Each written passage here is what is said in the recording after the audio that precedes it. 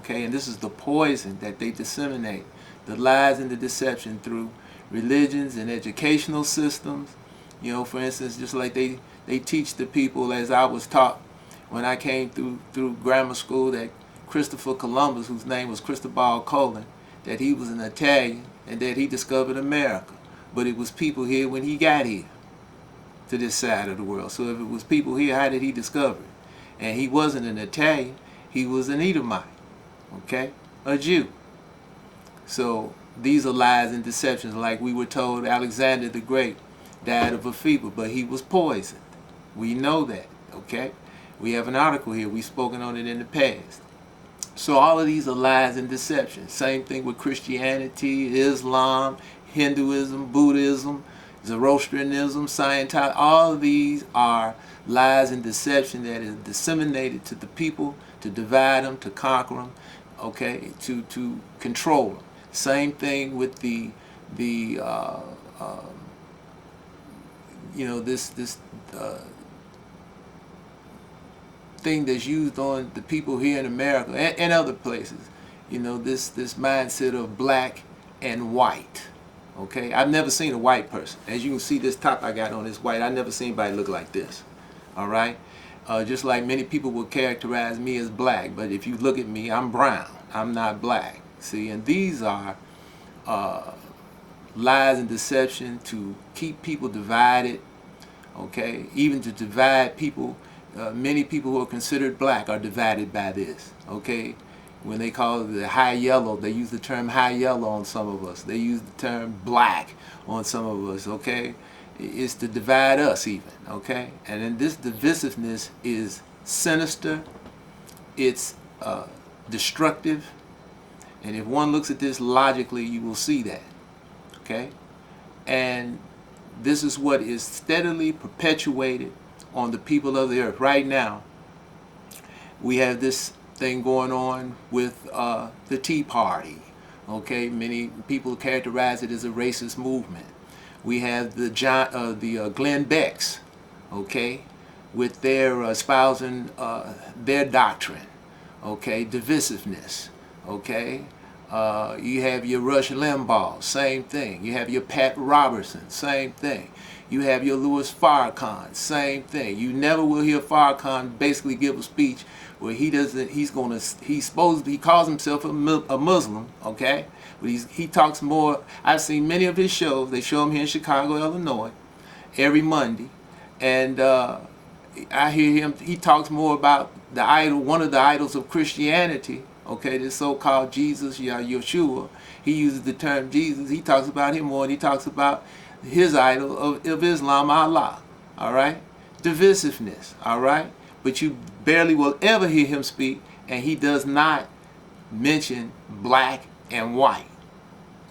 Okay, he's generally always going to say black and white. Okay, and this is again divisiveness. All right. You have many other people, your Sharptons, okay, your Jesse Jacksons, spreading lies and deception, okay. Many other people, Craylo Dollars, you know, T.D. Jakes, all of them, lies and deception. They are cockatrices, okay, vipers that's spreading divisiveness and the lies and deception of the Leviathan, those who rule, okay. Some knowingly, the ones I just mentioned, knowingly, many others in our communities all around the world working for these, don't understand they're working for these people, okay? Basically, they have hidden agendas, they have their own selfish reasons for why they do what they do. Okay, many of them get congregations of people that group up around them, okay, and sustain them with offerings and tithes and donations and contributions, and they live off of that. Okay, so that's why they keep perpetuating the lies and the deception. But people are going to have to start to discern the truth, and the only way to do this, you have to go to this book of remembrance, this so-called Old Testament, authorized King James Version. It's the best one. It's been tampered with too, but it's the best one because it will lead you to Yah. It's a treasure map. Yah has prepared it even through the Illuminati Edomite, okay, unbeknownst to him. Okay, Yah still had this book come out the way he wanted it, but he's got it to where you have to come to him in submission and commitment and obedience for him to illuminate you of this book. And if you don't do it, then you're going to be cut off, you're going to stay cut off, and you're not going to be able, as it says in Malachi chapter 3 at the end, to return to Yah and discern who is serving Yah and who is not serving Yah.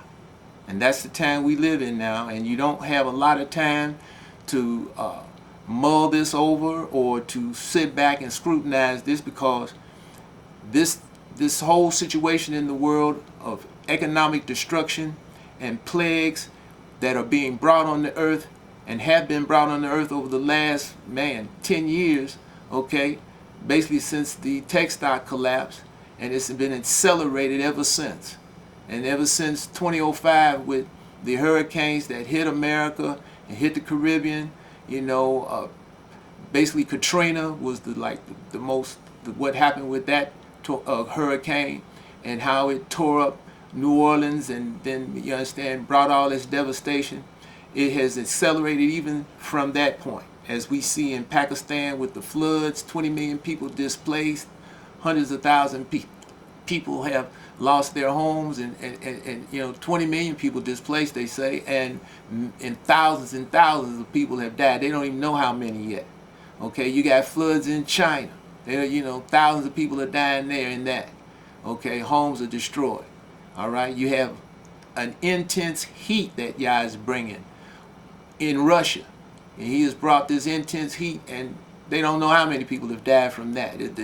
They said they've never had heat like this ever since man is knowledgeable of time itself. Okay, I mean, this heat is so intense, it's causing the forest to just, you know, trees to just break out and, you know, into fire, just to burn up.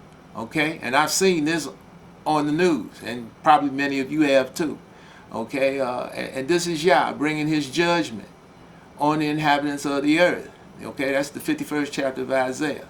All right, he's making his judgment to rest for a light of the people, because when people, as long as it's, as the proverb says, when prosperity comes, be joyful, but when adversity comes, consider. And this is how Yah is making the people of the world consider what is going on, because as long as people have plenty of economic prowess, plenty of economic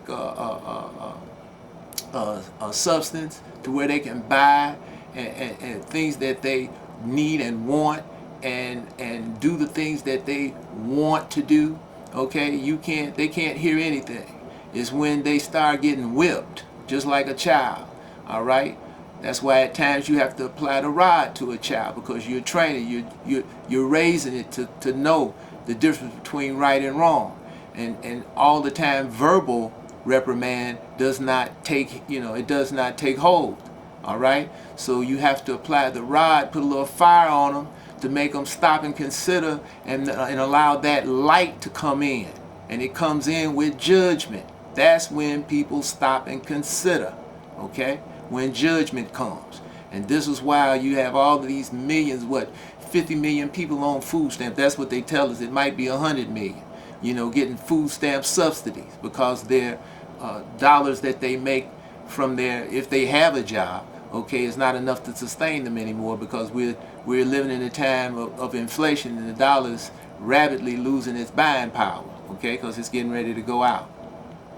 So you have, you know, through all of this economic collapse, plagues of